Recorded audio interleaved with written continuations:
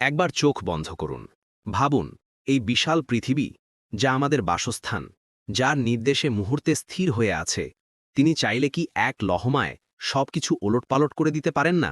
আমরা প্রতিদিন আল্লাহর দেওয়া নিয়ামত উপভোগ করি, কিন্তু ভুলে যাই এই মাটি, এই সমুদ্র সবই তার হুকুমের অধীন। আজ থেকে ১০০ বছর আগে এই বঙ্গোপসাগরই দেখেছিল তার ক্রোধের ঝলক। ১৭৬২ সালের সেই প্রলয়, যখন চট্টগ্রামের উপকূলে আছড়ে পড়েছিল সুনামির ভয়ঙ্কর জলরাশি।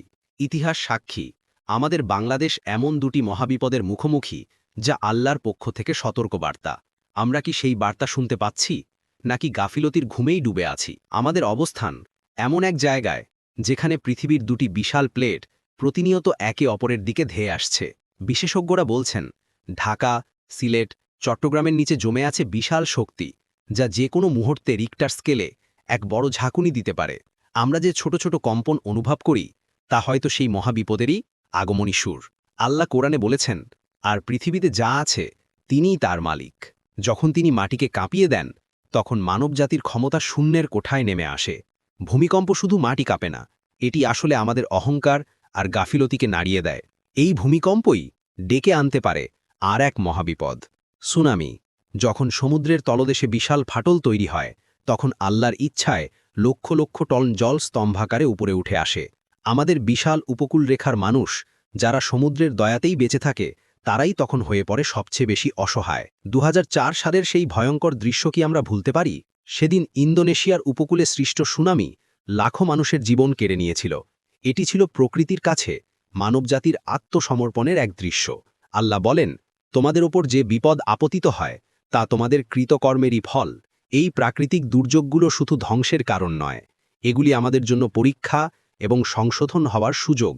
আমাদের প্রিয় নবী সাল্লাল্লাহু আলাইহি ওয়াসাল্লাম শিখিয়েছেন, যখন ঝড় তুফান বা কোনো বিপদ আসে, তখন যেন আমরা ভীত না হয়ে আল্লাহর কাছে আশ্রয় চাই।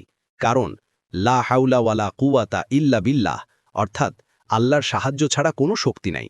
তাহলে আমাদের করণীয় কি? প্রথমত, ঈমানের পরীক্ষা।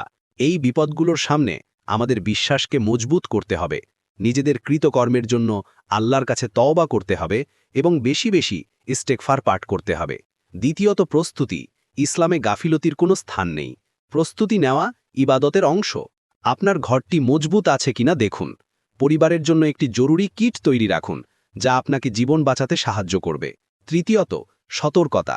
যদি লম্বা সময় ধরে কম্পন অনুভব করেন এবং তার পরপরই সমুদ্রের জল অস্বাভাবিকভাবে পিছিয়ে যেতে দেখেন, এক মুহূর্ত দেরি করবেন না।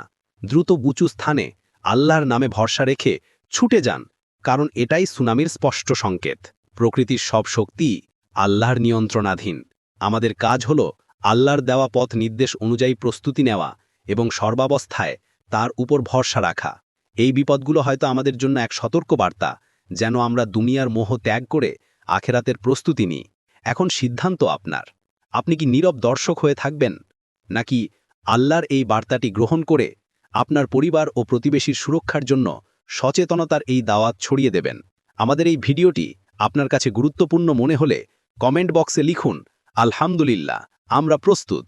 আর এই সচেতনতার বার্তাটি যেন প্রতিটি মুসলমানের কাছে পৌঁছায়, তাই ভিডিওটি শেয়ার করুন এবং চ্যানেলটি সাবস্ক্রাইব করে এই জনসচেতনতামূলক আন্দোলনে আমাদের সঙ্গে যুক্ত হন। আসুন আমরা আল্লাহর ওপর ভরসা রাখি এবং প্রস্তুতি নিয়ে তার হুকুমের সামনে মাথা নত করি।